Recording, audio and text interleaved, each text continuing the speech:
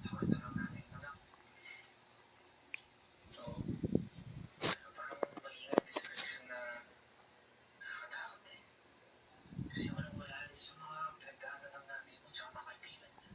Masyado yung malaki yan. Nung una ko pong nalaman kung paano po din nakita yung katawan ni Misa at lahat ng pinagdaan nila, it was like, ang cool. Ang fierce nila. Magtasigma. Pero hindi ko po talaga naiintindihan yun eh. Sabi ni nanay, akala ko daw po basta-basta kwento lang po yun. Pero sa kanila ng mga kaibigan niya, totoo yun.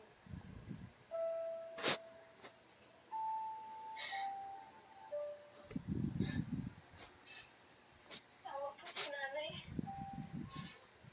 Nakita ko po si nanay. Nakahiga. Puno ng dugo. Doon ko po na-realize. Yun po pala yung hindi lang kwento.